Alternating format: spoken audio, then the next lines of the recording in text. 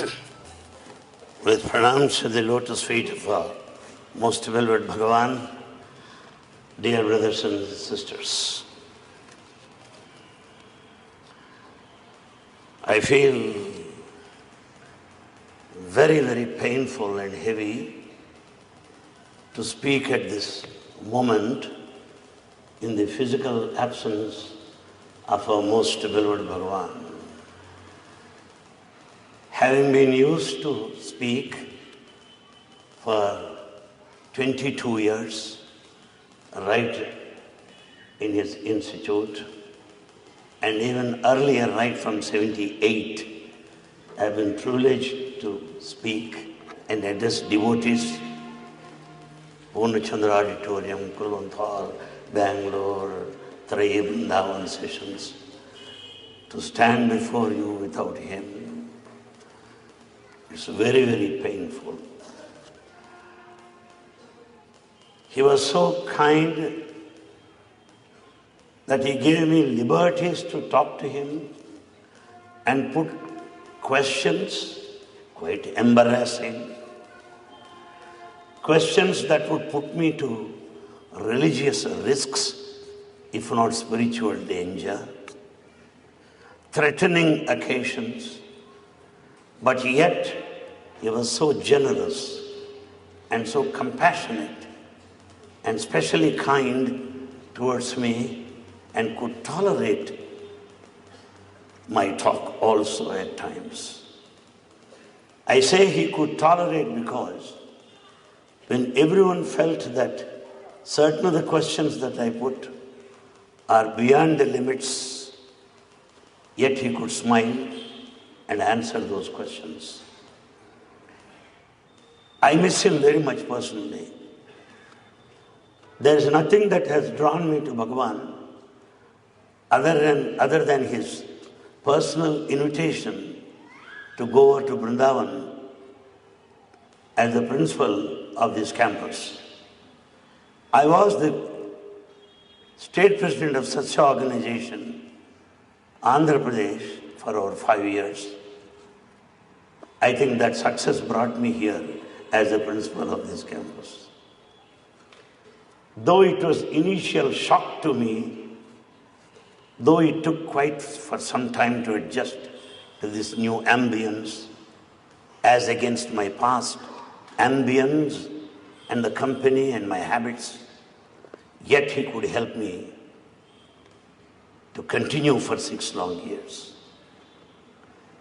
At the beginning, 2 years or 3 years, I was alone as my children were still studying there at my native place, Guntur. There in the other bungalow, I used to live alone with no bridge here, no flats, nothing, excepting falling flat in front of Bhagavan. Nothing else, excepting 1 or 2 stray mad dogs on the street, not even street lights. That was the background. And I come from a joint family, and to live all alone in that bungalow. And the boys, after completing their classes and some games, immediately running to the hostel, and I am to stay there alone. I felt every day, believe me, what God is the punishment you give me for being successful as the president of such an organization. Had I dreamt it, I would have been a total failure and I wouldn't have been disturbed. I would have continued where I was. Secondly, I am used to hot stuff, the hot pickles. And Karnataka, the pious people, Sattvic people, they eat soft food. I am from Rajasic temperament. Hot chilies find their comfortable place in the belly as if it is air-conditioned climate. Nothing whatsoever, any hot stuff will never disturb me at any point of time. Guntur has only one season, summer, greatest summer, that's all. No other season. And this Bangalore for the first time made me feel what cold climate, how it could be. And then in those days, as I tell you, as I was alone, when lorries used to pass by, the lorry headlights would naturally, lorry headlights, focus on the windows. And there on the wall, we find some pictures on the wall. And there were those days, I saw pictures like Bisal Bad. And with all the pictures there staying alone, I was very much frightened, wanted to run away also. Because better to survive, that's more important. And the lizards of Bangalore, I don't know whether they changed their habits now, but in those days, they used to make a peculiar sound. Besides the pictures on the wall and lizards of the sound, having to stay all alone there, what a lovely honeymoon period it is. May God forbid no one should have it. No one should have it. I wanted to get away from this place at the earliest of the opportunities. Every day I decide, but I could not. Somehow days passed by, and being a person hailing from a place where my in-laws also stayed, I never had to go to any hotel for any lunch or dinner. So I do not know ABC of cooking. I do not know. And I had to go to the canteen there when Sri Madhavan and Subramaniam were there in those days. And I used to get some food which is Brahma Padartha. Very difficult to identify whether it's a soup or a curry or a dal, what it is. Ekameva Advitiyam Brahma, the one without the second. And that I had to eat. And with no one at home, hailing from a joint family, you can imagine what a tough period it is. Somehow watching my position for 2 long years, managing all alone, though my wife used to come every month, stay for a couple of days and go back, traveling for 19 hours each time. She thought that better I learn some cooking in the evening of my life. Well, what to do? On the reverse side of the calendar, blank surface, she gave some instructions how to cook, how to place the cooker, when to heat it, what to do, prepare the rice, all that. Okay, let me try. And she left. And that is the day when Bhagavan used to leave Bangalore back to Puttaparthi. And Bangalore has got a unique practice that on the day when Swami leaves at that spot, staff members could go inside Tarai Brindavan while Harati is given to Swami. So my first experiment of cooking on that day, and Swami used to leave at 9:30. I started at 9 o'clock and took hold of that calendar, reverse side, scrupulously followed by step as qualitative analysis in the chemistry laboratory. One step after another. Well, right. And there she says that you'll get 3 whistles, after which you should put off. And she said that it would be ready within 15 minutes. Half an hour, 40 minutes, no 3 whistles. I want to take it out and break it immediately. Because it's time up, I should go to Swami. Then immediately I switched it off and ran to Tarai Brindavan to join other faculty to give Harati to Swami.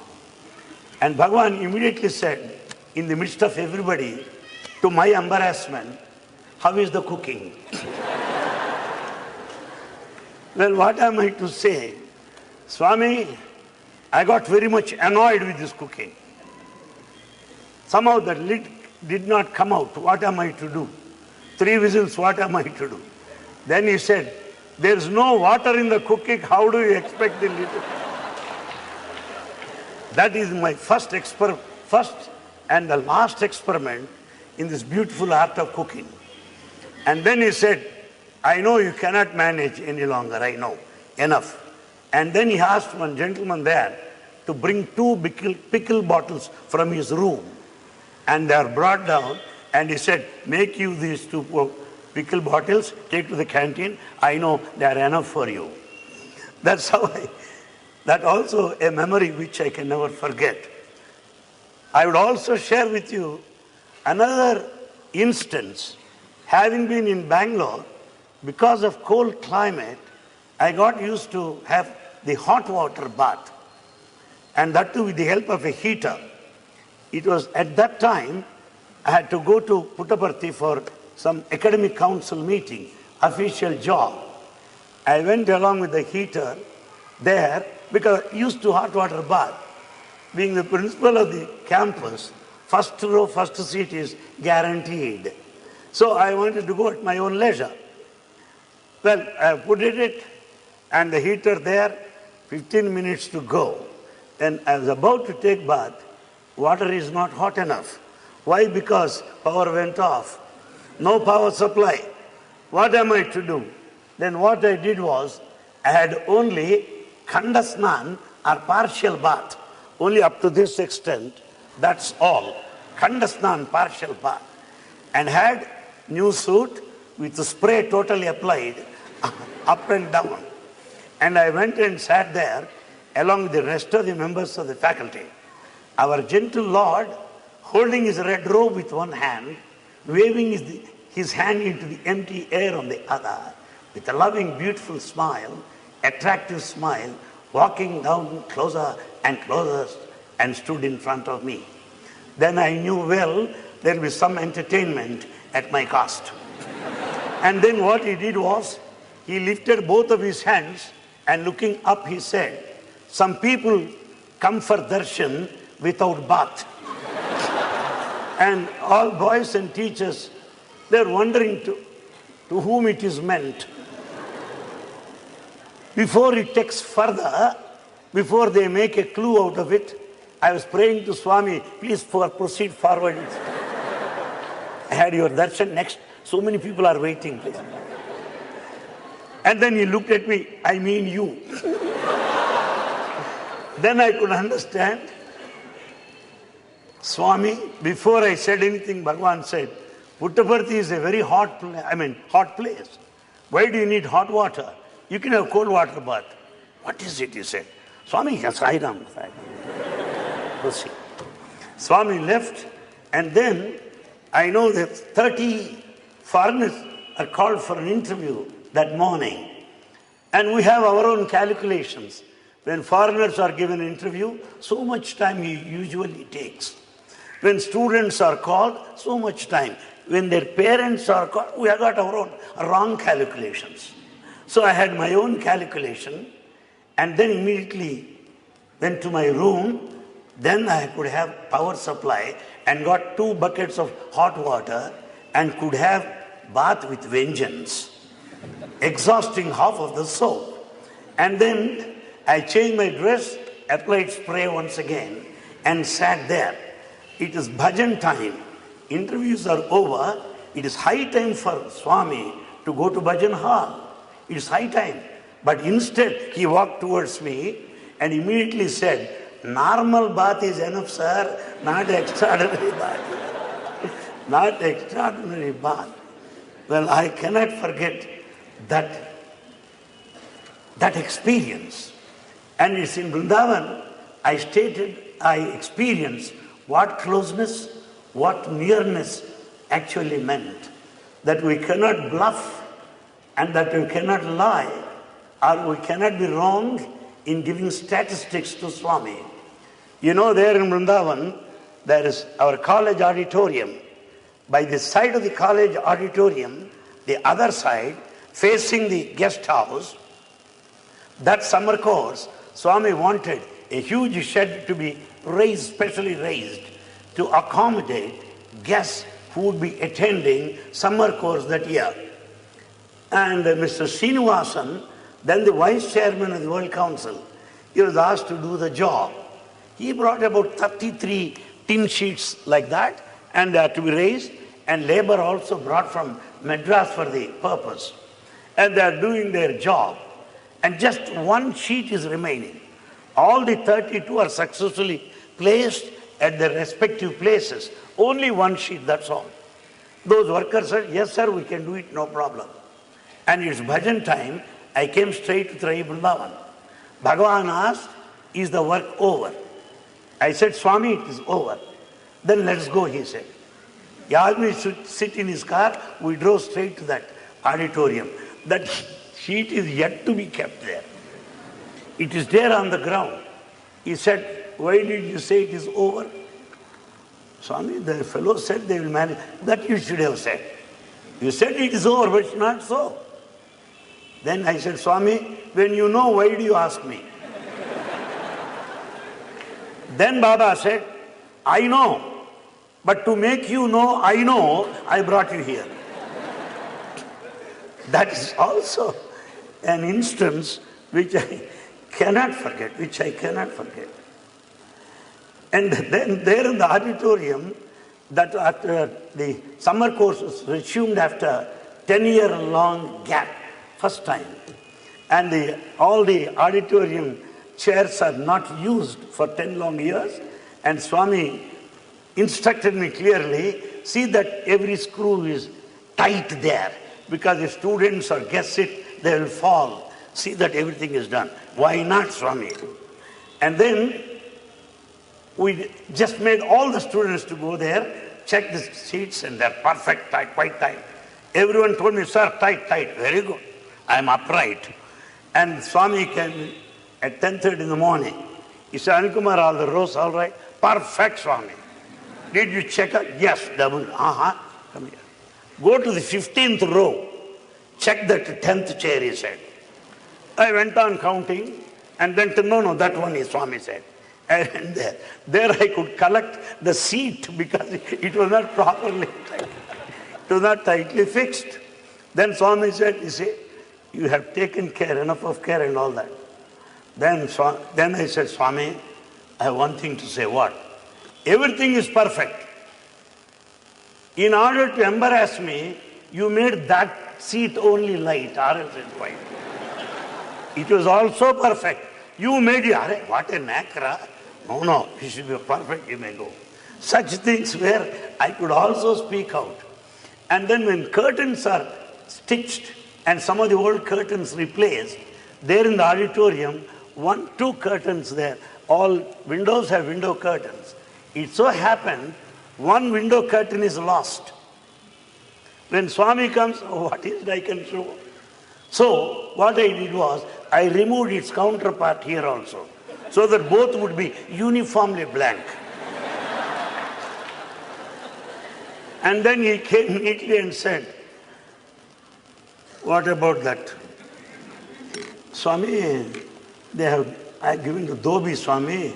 It has stains and, Dobi. One is lost. And you have removed the other one. Or have you given the other one also, Dobi, as it your grandfather's property? No, Swami, I have not given the other one. I am sorry. He said, I know, right? Where am I? I am in you, I am in the hall, in the curtain also. Understand that I know everything. You cannot bluff. That also I very well remember. And then I think it was Mr. Gopal, I believe. He said that the chair of Swami needs some repair. What, Gopal? Challaram's, right? He said, Mr. Anil Kumar, since these chairs are not used, one chair needs replacement. I'll take it, he said. Why not get it? He took the chair. And then I was having my lunch there. Immediately Swami sent a word, ask him to come. I went there. And Swami said, where is my chair? Where is my... What chair, Swami? My chair, where is it? Swami, your chairs are here. In Mandir there are a number of chairs. And the college number... No, that chair I want. Why, Swami? What is that chair? No. That chair you have sent to the city. Without permission, you have sent that chair for the... Why? You will mortgage my college also. I know that. What I want? Swami, why do you need... No, I want a picture now. Some photographers are there. I want to sit on that chair only. I want... Swami... And then I was very nervous actually, sweating heavily. And Swami went, and that evening we had a meeting there here, the Kalyan Mandapam. Swami walking slowly, he looked at Dr. Padmanabhan and said, "Look here, doctor, ఏమోనప్పా Guntur నుంచి వాడిని తెచ్చినాను principal కింద నా college మార్కెట్లో అమ్మేస్తున్నాడు and he just putting all my college on sale." And then he looked at Gangadhar Chetty also. I don't think that he remembers that. He told me, మా college సామాన్లన్నీ bus స్టాండ్లో అమ్ముతున్నాడయ్యా ఈయన, నా chair లేదు, నా chair. అబ్బా అబ్బా, that was it. There's so many chairs, he said. He wanted that chair. Well, that was a lesson for me to learn that nothing could be done without his prior permission, that everything should be intimated to him. And the first year, I had another experience. What happened was, it was in the practice in Vrindavan where some army personnel from the city come here and render service, army people, there in the college campus. They attend to all the garden work there. I didn't know that. So I went there, I saw these people working. I was happy that somebody working. What is there after all? At 10 o'clock, Swami comes there. And he calls me, "Who are those people?" "I don't know, Swami." "You don't know?" "Do you know who are you?" "Swami, who are you?" "Swami, Anil Kumar." "No. By position, what are you?" Then I said, "Swami, you brought me as a principal. What do I know?" So, anybody can enter into the campus without the knowledge of the principal. Buffaloes, donkeys, anybody can enter. "What for have I brought you here?" "Oh, I see." Then Swami shouted and then left the place. Then immediately I went there, made an inquiry of the people there. "Who are you? Where do you come from?" "There are army people from Tamil Nadu, one from Punjab, one Andhra," like that. I could have some statistics headed by one major by name Sood, who settled in Patiala now, by name Sood. I made all inquiry about these people and then got ready, went to Vrindavan. At the Trai Vrindavan, Swami said, "Let's go and see." Then we went there. And then because I got some information, I started telling Swami, he is from Tamil Nadu, he is from Punjab, and he is from, Atlana, as if he never, Atlana, Manchi Vangar Madhya. Then I immediately took him to that Sood. Swami is Major Sood, and he brings army every week to extend some service. Atlana, good, Manchi Vangar. Then he picked up the finger of that Major Sood. This ring I gave you 10 years ago. 10 years ago? And then he took that ring, took out it, and blew. And it got converted into diamond ring. And fixed his finger, and then said, "Your daughter must be doing medicine, right?" He was talking to Sood. "Yes, Swami." "Oh, when I came to North Indian tour at that time, she was just a child. She must be doing medicine now." "Your boy? Bank manager." "I know." I was wondering. Then slowly I said, "Swami, what is all this? You shouted why they are here. And you said that I do not know this. But you know that. Why all this?" No, you are supposed to know. I know everything, not only this. I know everything. You should know at least this. Therefore I am telling you." "Oh, Swami." Then I said, "Swami, shall I ask them to quit? Since they came here without my permission, shall I ask them to quit?" Then Bhagavan said, "Since you have not invited them, you cannot ask them to quit." See that, Always kept him in a fix. It is again here in Vrindavan, I was informed that Swami is proceeding to Tumkur. This one is built by Ramesh Beti. And Ramesh Beti has another granite factory there in Tumkur. And Swami went there to inaugurate it. I followed him. And there, a wonderful, wonderful shamiana is specially made for the purpose. Anup Jalata rendered music excellent, fully packed with union ministers. Arjun Singh also was there at that time. And some international dignitaries who happened to be the members of the board, advisory members of the Tumkur factory. And Swami sat there, and at the end of the meeting, Swami slowly walked out of the Shamyana. I followed him. Then Swami went to a big hall where the first board of directors meeting was held. One from Japan, one from France, and one from Germany, international board of directors. And wonderful table, you see, and the chairs, all uniform. And should I go or not? If I go, he may ask you, who asked you to come? If I do not go, why have I brought you here? What purpose are you here? So to be or not to be, that is the question. So ultimately what I decided was to stand at the gate, at the entrance, show my half body like that. If he looks at me seriously, I can run away immediately. If he calls me, I can run close to him. In either way, a respectable, safe distance from him. So, I saw Swami talking to everybody. And then he looked at me there again. Come on. Then I went, Yemi chusta undavu. What is that you are staring at? What is that you are looking? Swami, inni bhashalu maatladutunnaru. You are talking to German in German language, French language, Japanese. You speak so many languages. No, Yemi? Yes, I talk, so what? Then why not, Swami? Then why do you need a translator? When you speak all languages, why do you need a translator? Then he said, how are you bothered about it? No, Swami, I want to know. I see you speaking so many international languages here. Then why do you need a translator? Why should I do it? And Dharmagavan said, I know all languages. The avatar has taken its birth at a particular land. And the language of the land must be blessed. The people of the area must be blessed. The village where I was born should be also blessed. It should be global. It is for that reason I speak in Telugu, not that I do not know English. Sir, he said. Okay, Swami, you know English. All right, then why have you brought me here? Then he said, I know all my languages.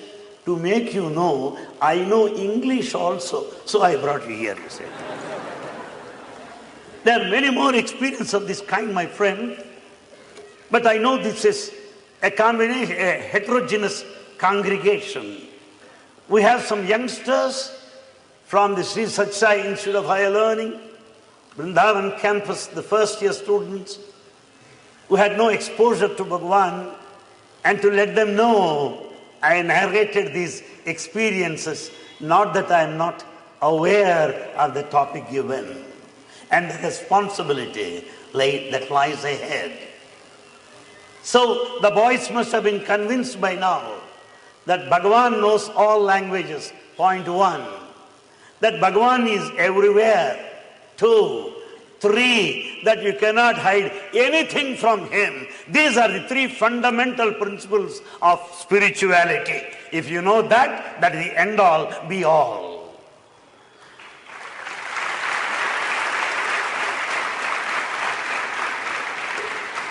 And I also know a section of the audience here who have moved very closely and intimately with Bhagavan, who spend decades and decades in the company of Bhagavan. They feel frustrated. They feel dejected. They feel isolated. They feel lonely. They find life meaningless.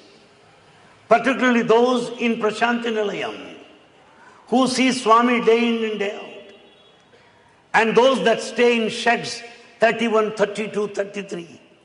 Where you have septuagenarians, octogenarians with arthritis, spondylitis, pneumonitis, who cannot walk the distance, still manage to walk for bhajans, who spend every day eating on the leftover rice served to them, sweeping the campus. How do they feel now? What is their reaction now? Their only hope, their only refuge is Bhagavan himself. Those old people. Not only that, we find many people in and outside Prashanti Nilayam. There are singles staying. A widower, left with none, aged 80, above 70. They don't go to their children. They left all their properties. They told their children, here we settle, we don't want anybody, we want only Bhagavan, we settle here. They purchased on their own some flats outside. What will happen to Swami? I'm not very much concerned about youngsters who can run away any time. They have been doing it. We are a witness to many such flights. But how about these old people who have decided to stay here, who are away from their children? How do they carry on their life? And I also find many young people working in the hospital, at the institute, there in the trust. The boys were gold medalists who secured ranks at the postgraduate level, while their classmates draw at least 1 lakh, 2 lakh salary, rupees salary. These boys are working there just for 5,000, 6,000, nothing. What made them stay there? Gold medalists, top people. Well, they're all here. Some of them are my students also. Say, for example, Ashwin was my student. A very brilliant student. Very brilliant. Extraordinary student. Every day I feel he would have made a wonderful career as a professor at the university, not as a technician there. Take, for example, Sarvind, and take also that biology man, Praveen. Top boys. You are all top boys, yes? What made them work there? Chandrasekhar, yes? They are excellent academicians. All their counterparts who are not even half to them in talent or in knowledge. They are far, far better, higher, superior in their pay packets. But what made them stay there? What will happen to Swami? Who will inspire them, Bhagavan? And we also know many staff members who have been here for the last 3 decades. We have none else who spend summer vacation also there. Take Dr. Ravi Kumar, Mr. Sanjay Sahani. They have been here since long. They have no vacation. Vacation, Puttaparthi. Rest of the profession, vacation, profession, Puttaparthi and Vrindavan, like a pendulum they move like that. No one else. I don't think that they know their hometowns. I don't think they will be recognized when they go back either. They have been spending all their lifetime here. What will happen to them? Who will inspire them, Bhagavan? That's what I feel like that. I feel so sorry, so bad, so frustrated. But yet, Bhagavan, you are living reality. Swami, you are existential reality. You are ever living, never failing, ever loving God amidst us, who will continue to be with us forever and ever and ever. There is no doubt about it. After all the physical body that he left, when Bhagavan says, you are not the body, who am I to say, Swami, you are the body? When you are not the body, how can he be the body? So, you and I, Bhagavan, are not limited to the framework of the body, but we operate at the level of the body, while he is beyond the body at all times, anytime, every time, each day. So, Swami has not left us. There's some question also that bothers me. How, Bhagavan, how have you developed all these complications? How is it there's some heart problem for which you needed a pacemaker? That your lung problem also, you have to be on ventilator. You had problem with the kidneys that you needed dialysis. And liver also developed some problem that led to jaundice. How is that you have all these problems? Many doctors say that it is not possible to have all the problems at a time. Even they too have some principle, some sequence.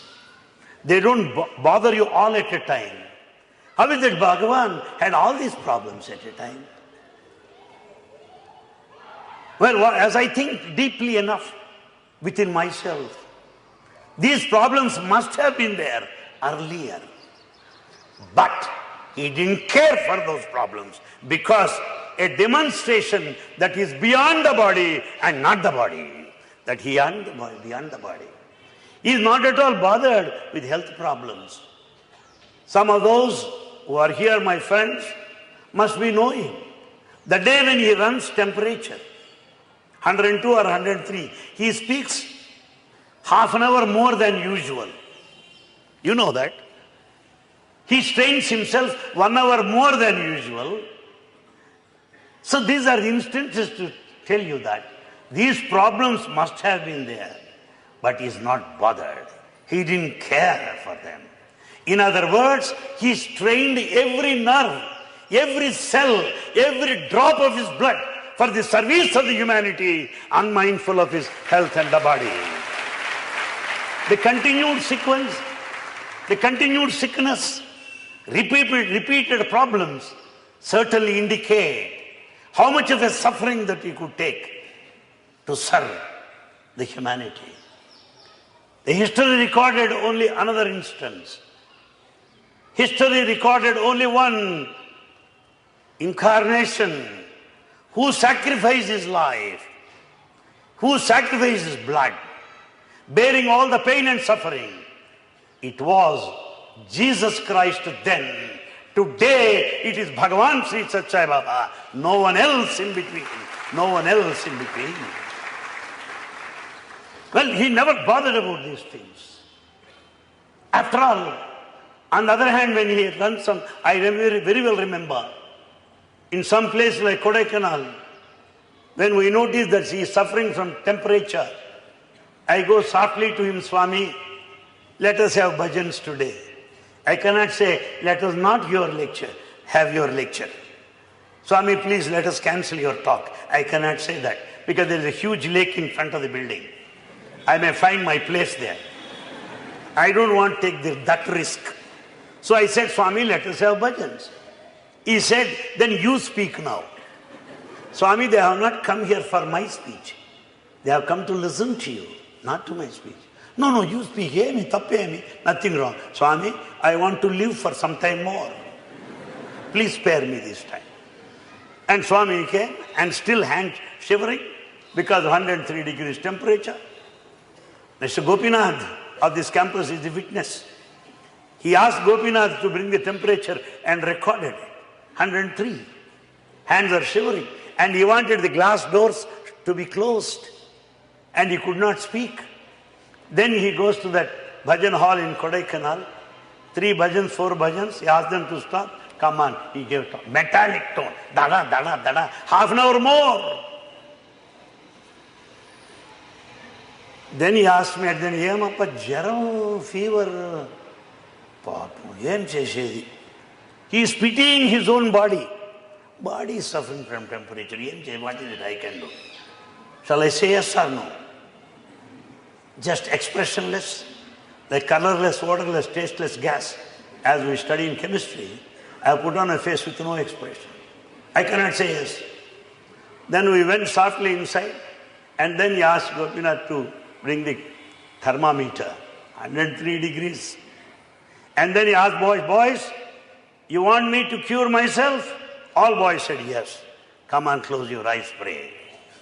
5 minutes time, he recorded the temperature, normal 98.4. That is Bhagavan Sri Sathya Sai Baba. The one who could control his temperature within no time. Can't he cure himself? It was in the year 1988. He had some fracture in the pelvic region. Fracture near the pelvic region is highly painful. to say in Bhagavan's words that's best known to the doctors and to the patients.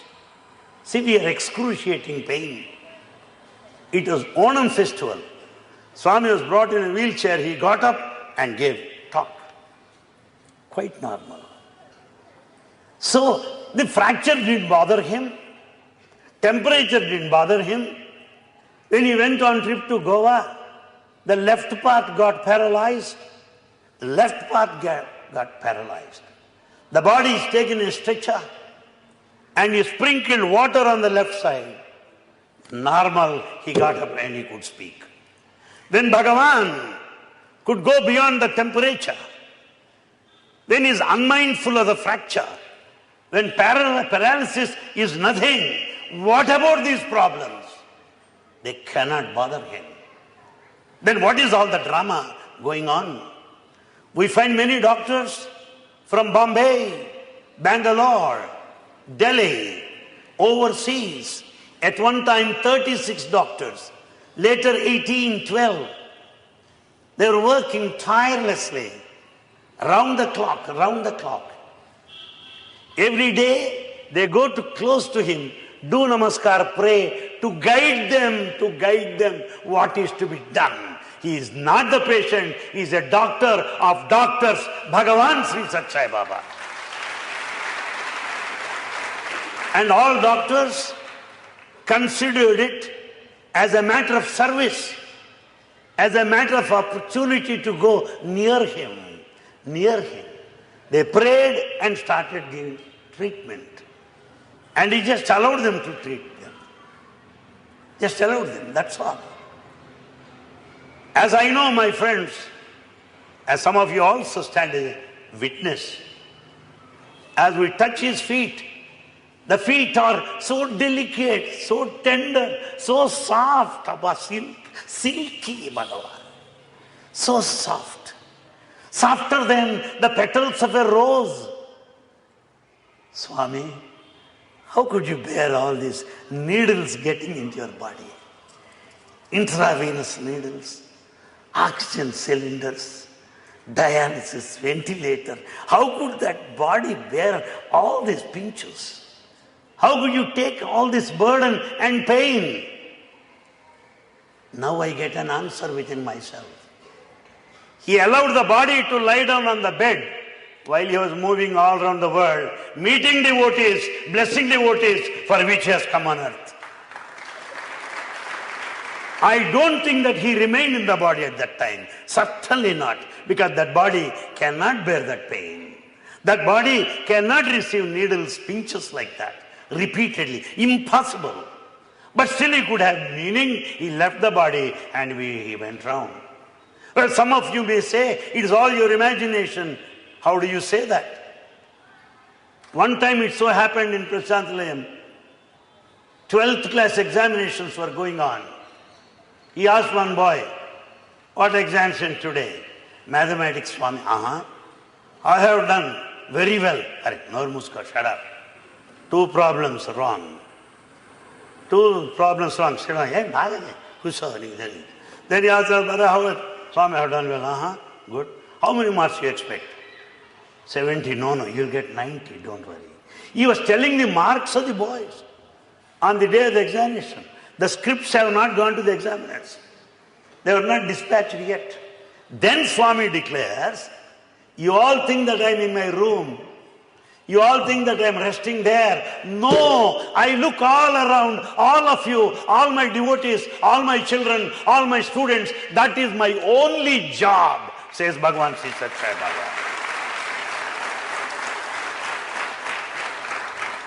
Therefore, my friends, Swami cannot leave us. We cannot leave him. This is an eternal bondage. This is an immortal understanding. This is a selfless bond of love between our God and ourselves here. We never see him alone. We never see him eating alone. He wants company, somebody other to joke regularly, constantly. What wonderful jokes. So he cannot be away from us. I am sure that he is listening to this talk right now here in Vrindavan Sai Ramesh Hall without fail. I very well remember umpteen number of occasions giving a smile on either side, a hearty laugh whenever I was talking in front of him. Whenever I make a speech, he used to laugh like that, Bhagavan. Really so. Therefore, my friends, his life is a life of a hero. But our problem is how to carry on the life without that hero, being ourselves a zero. I am a zero. How am I to live in future without that hero? This kind of pangs of pain, this agony, this anguish and distress is because of physical attachment. I see him morning and evening, therefore I feel bad. But those that see him once, they are little better. Those who are far off, they see him occasionally, they don't cry that much. Why? Because those that are away from us, they are very close to Swami because it is one of connection, heart to heart, love to heart, love. Spiritual contact, but not physical association. It is not physical nearness, it is spiritual dearness that matters. Therefore, in the path ahead, the first and the foremost thing that you have to cultivate, that you have to develop is this. Bhagavan, you are spiritual, you are not physical. I think you are physical and limit myself to ritual. Physical and ritual go together. The spiritual relationship is eternal. It is one of continuous, like the flow of the river that knows no end nor a beginning. Our contact with Bhagavan is not of this life. Because of many more lives of good merit accrued, we could be here at his lotus feet. And this will go on and on. Then I should also mention here, couple of years ago, at least 8 years back, there in Prashanti Nilayam, in front of Ganesh statue, Swami was standing and he called me. And he said, this is the place where Samadhi is going to be. This is the place where Samadhi is going to be. I said, Swami, by temperament, I'm a coward. I'm a timid man. I cannot listen to such words. I'm frightened. Don't joke like that. Please don't speak like that. Then Swami said, no, that is inevitable to anybody. Inevitable. Body is like a water bubble. Ye matla cheptava, nor musko. Keep quiet. Body is a water bubble, it's going to go. Whatever may be, this I don't want, Swami. Whatever may be, let bubble enjoy. That's it. So Swami gave an indication already. And in Kodaikanal at one time this discussion came. 96 years. That you would continue to be in this body for 96 years. Then Swami immediately said, if I decide I can live for longer time, beyond 96, if I want, I can withdraw right now. Then said Swami, what is it you are speaking? This is summer.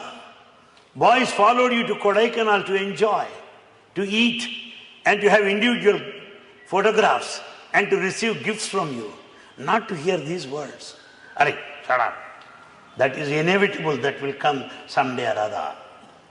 And about the 96 years, then people say, why? Why 10 years? Still 10 years more. But what calculation, we do not know.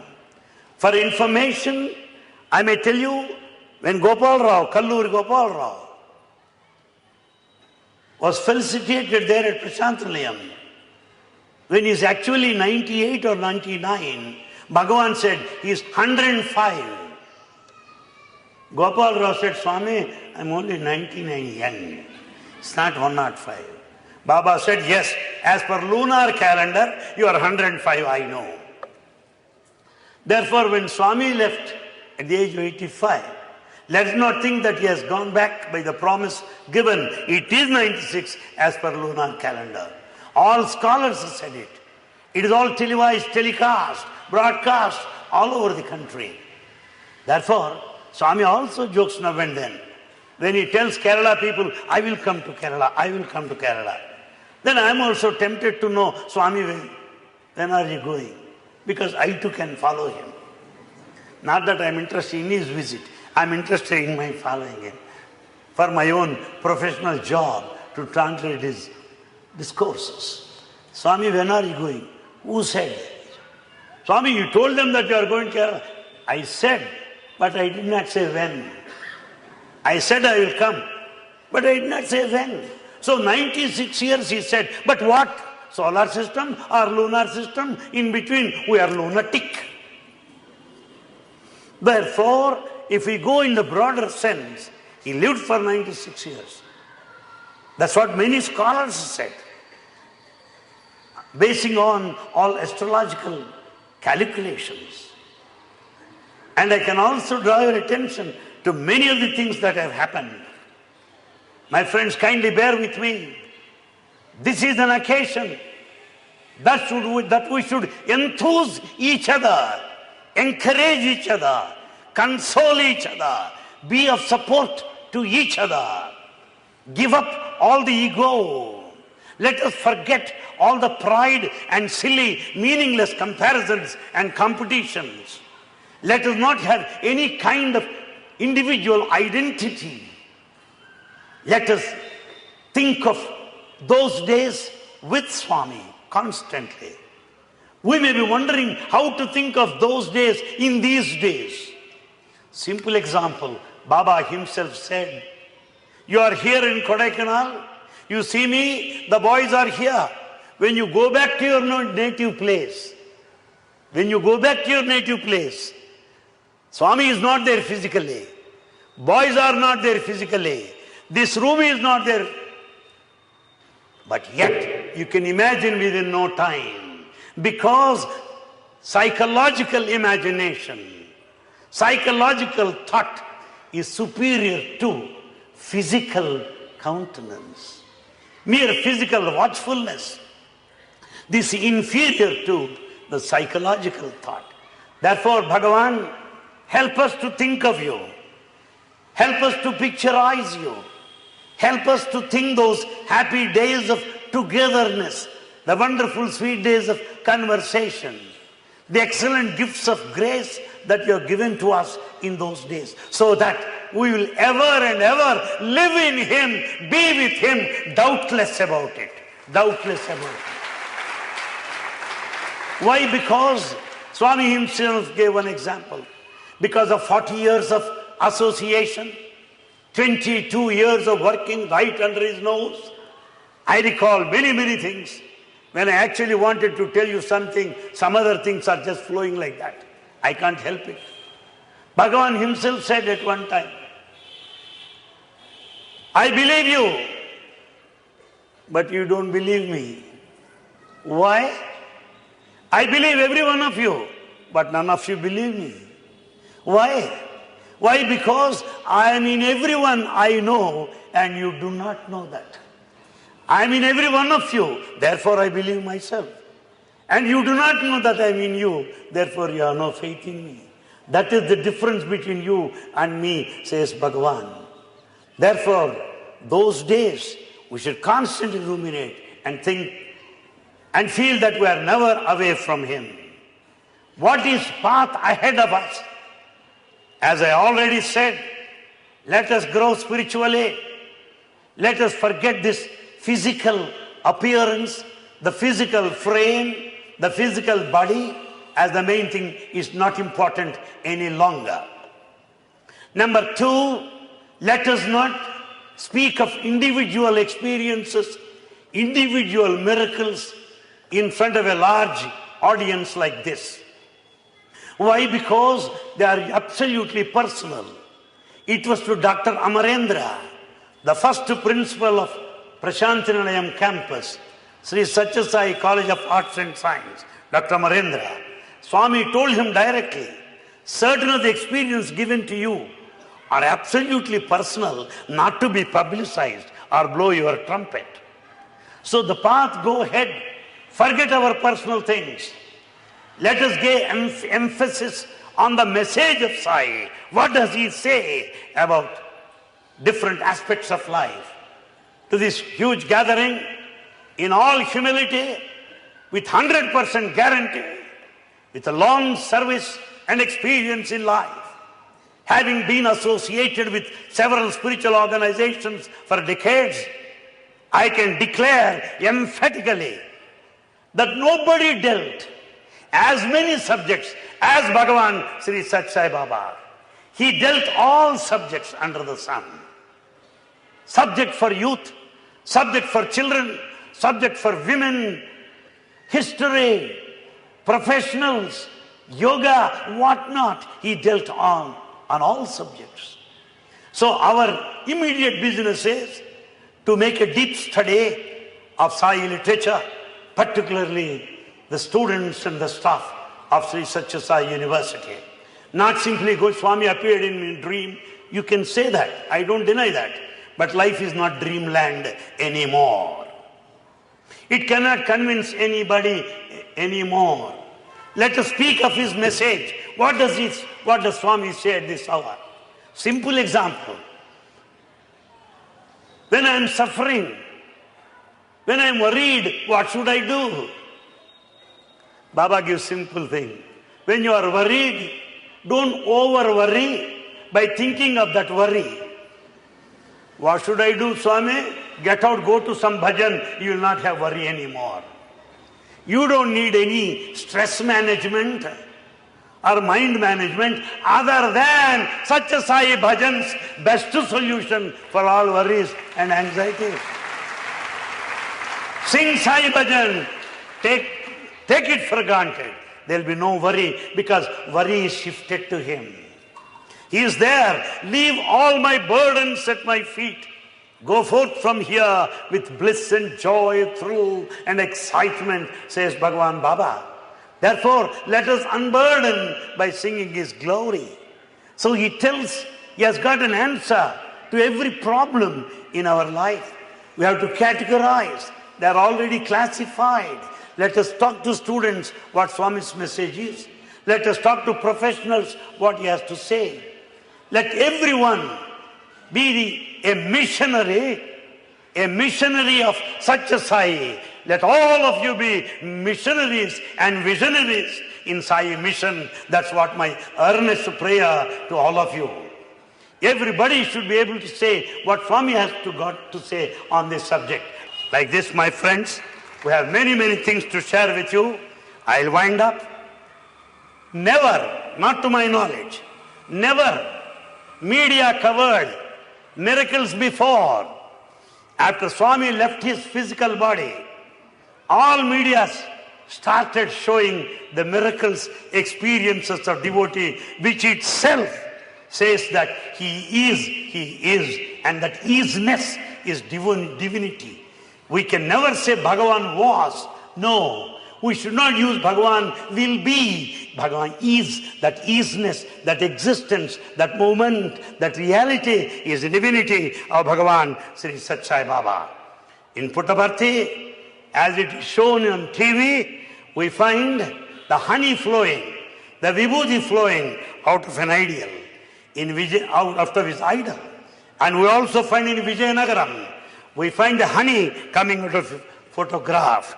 And Anantapur, Warangal, these are all the places recorded by channels who went there with a questioning mind, with a challenging mind, and they have televised all these things. Why? Because for all of us not to doubt. It was Judas Iscariot who denied his God. When Judas said, "Oh God, you are my God," and Jesus said, "Shut up. You'll deny me thrice. You'll deny me thrice before the cock crows." Let us not be Judas. No, no, Swami. We shall not deny you. Denying you is denying myself. Therefore, this sort of a commitment, this sort of a dedication should continue in our lives. Till the last breath, let us be with Sai, in Sai, and be Sai in our own levels. Set an example to the entire community, to the whole world, that here is Sai devotee. Here is a group of Sai devotees who have faith unshakable, unparalleled. That's what they should know. That day is very much close to us. That day will certainly come. Let us stand united. Let us have love. Let us have mutual appreciation, recognition, identification based on talent and skills. Let us go ahead. Therefore, my friends, with prayers to Bhagavan and thanks to alumni for having invited me to share these thoughts with you, last but not least, it is in Malaysia where 108 water tanks are built by youth of Malaysia on their own. And it is in Japan, 600 youth are trained to recite Veda for hours and hours. And it is Japan, they started such Sai Vedic Renaissance, where Veda is translated into Japanese language, including translation. All this work is going on all over the world because of Sathya Sai only. Bhagavan said, when the life of human being goes down, the prices of the material objects will go up. Human value has gone down, therefore prices of the material objects have gone up. He gives one example. There in the heart of the city of Bombay, square yard is very costly. Well, you can purchase 10 acres in your village. Why it is so costly there in Bombay and Delhi? Because it is inhabited by countless number of citizens there. Because of overpopulation, the site price has gone up. Man is more important than the material. Since you attach importance to the material, therefore prices have gone up. If you attach importance to man, prices will be under check. And we also find today, people are highly conscious of the health. Highly conscious of the health. You find people going, jogging, running everywhere, but still keep the same size, of course, because they eat double after jogging. And what solution does he say? Bhagavan says, more than your jogging, physical exercise, the mental happiness, the mental equanimity, the mental equipoise is much more important than the physical exercise that you do. Because we find some people doing jogging, if you watch their face, you will understand you need not have to meet Shakespeare. They are the very replica of Shakespeare. Long, castroid faces. What are you doing by jogging? Your blood pressure will go up. Where is the smile? Swami will say, Emra atlagunnaru, anta castroid face. He doesn't want castroid faces. He wants us to smile. When we cannot smile, I may walk for miles, but it is useless. Therefore, the mind has to be kept happy. How to keep the mind happy? Again, another question. He gives solution, my friends. What is that has drawn me to Swami is his message, which is unequaled, irresistible, unbeaten, universal. That is Sai message. That has drawn the whole world to his lotus feet. Well, he says, how to see that? Bhagavan, do not think of tomorrow. Do not think of yesterday. Live in the present. Live in the moment. Live in the existence. Then you will be healthy. Then how about the eating? Keep the half stomach empty. In the other half, fill it with half of water, the other food. Huh? So shall I measure, Swami? Not necessary. If you can get up comfortably as you sit, it is enough of exercise. Bhagavan has something to say. In every walk of life, in every sphere of human activity, interrelationships, friendships, the ideal relationship that would exist between husband and wife, how children should behave towards their parents, what patriotism is, how to love the country. Please recall yourself Mr. Ravi Kumar, who has got record of all these instances.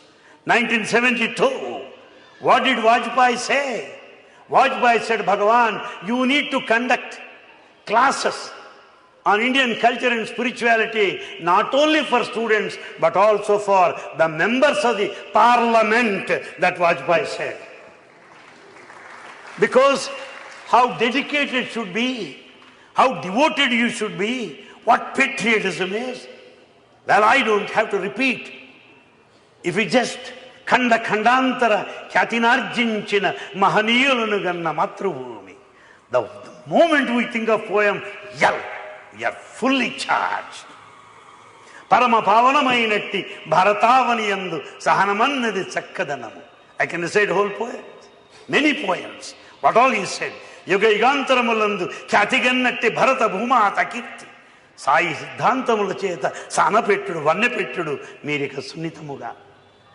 Well, I don't want to exhibit all my scholarship in Sai literature within this brief time, nor there any need for it.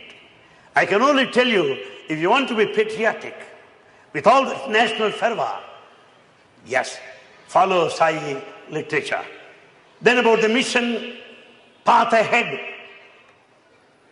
It is a bounden responsibility, a sacred duty on the part of the alumni. Because Bhagavan said, I spend 75% of time for students. This is the time to express our gratitude.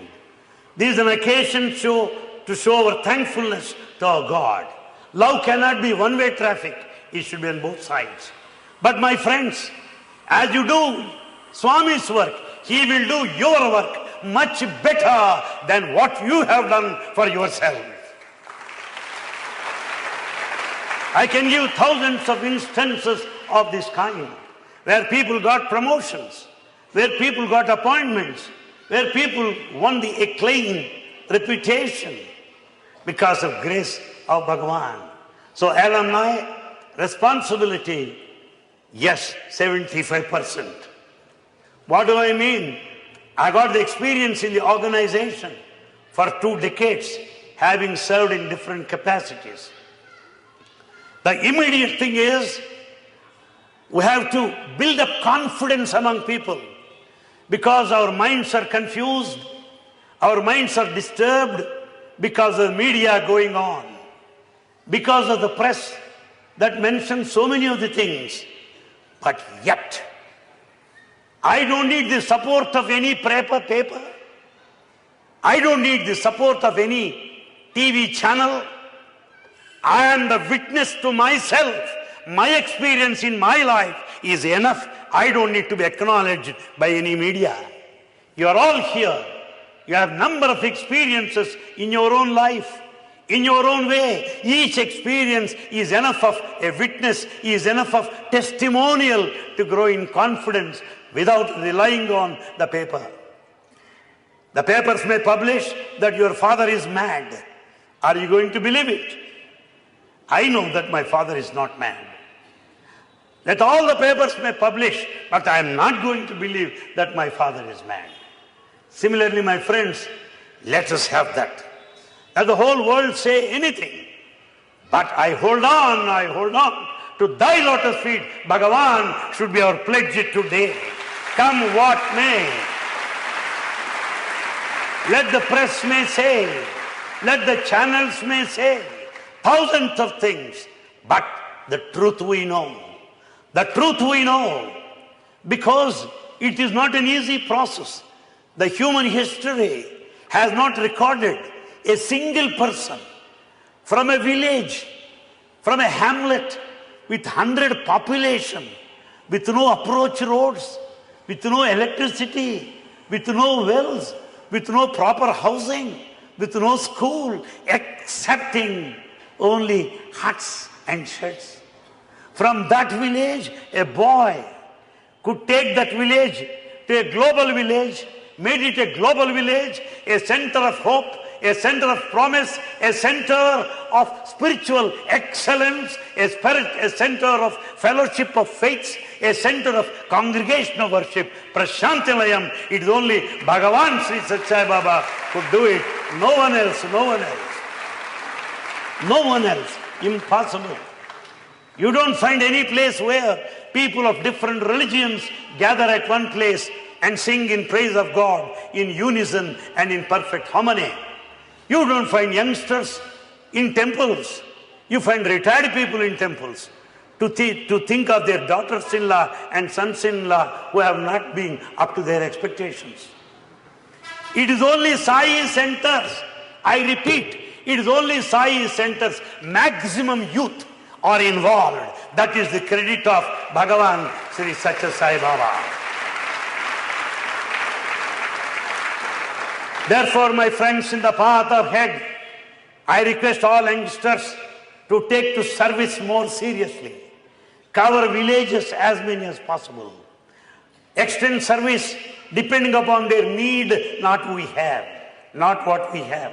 Swami said once he was giving toothpaste, comb and brush. God giving toothpaste and brush? I have put a question mark face. Then Baba said, నేను అవసరమైనవే ఇస్తానయ్యా, నీకు diamond ఇచ్చి ఏం ప్రయోజనం, ఆ చేయి కోసేస్తారు, paste కావాలా. I give you what you need, not that whatever I have, not whatever I want to, no, what you need. Therefore, understand what villagers need and give them, serve them, so that people will know, whole humanity should know. Sai is service, service is Sai, Sai is sacrifice, sacrifice is Sai, nothing beyond that.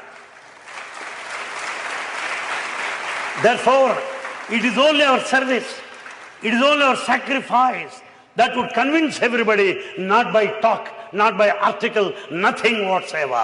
That's why Bhagavan is not given to publicity at any point of time till his last moment. It's not publicity. Therefore, service most important. And to bring the message into the doorsteps of everybody. And 3, let us grow in sadhana individually. Individual sadhana is very important to survive and to continue. Individual sadhana, why? Because our mind is not shattered, that we are not confused, that we are not carried away.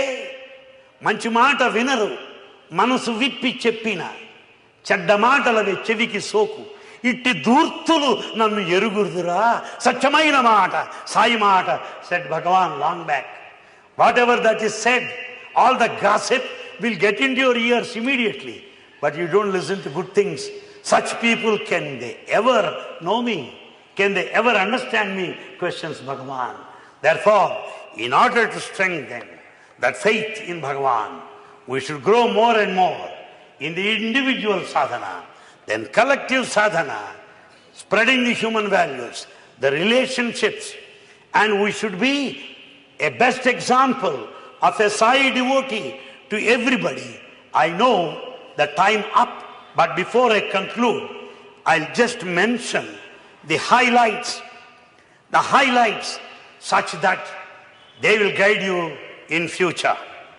Bhagavan said, Bhagavan Swami, what is the relationship between you and me? What kind of relationship is there between you and me? This is the answer. They are directly from Swami's message. Bhagavan says, I shall not forsake you, come what may. Even if you leave me, I shall not leave you. My relationship between you and me are permanent, eternal, says Bhagavan Sri Sathya Sai Baba. What more guarantee you want? Swami, what relationship should I have towards you? You said that our relationship is permanent. Okay. But what relationship should I have towards you? Bhagavan said, see me in yourself. See me in yourself, because I see myself in you. I see myself in you. You see me in me, because we are together once for all. Bhagavan, I am in search of you. It is darshan time, Swami. It is bhajan time, Swami. Where are you? Where are you? Where can I locate you? I am here with a letter. I am here with a flower. Bhagavan, when are you going to walk along the road, Swami? Swami clearly said, I am not here, I am residing in your heart, in your heart. These are the words of Bhagavan. So if you say, where is Bhagavan, means you are asking, where is your heart? If you say Swami left, it means you already left without your knowledge. So some people ask me, when will he come back? I said, he has not gone. Where is the question of coming back? Therefore, let us know that he and we are one. And then Swami said, Bhagavan, how to develop this kind of live contact with you in the physical absence? And he said, it is only by reciting my name. Reciting my name. Mad bhakta yatra gayante tatra tisthami narada. By reciting my name, you can establish contact. And then, Swami, how long will you struggle? How long will you struggle like this? How long will you work like this tirelessly? You have given your life for us. How long would you continue? Bhagavan said, I shall not rest. Please note, I shall not rest until I reform you. I shall not leave you until I accomplish what I want to through you. Thank you. May God bless you.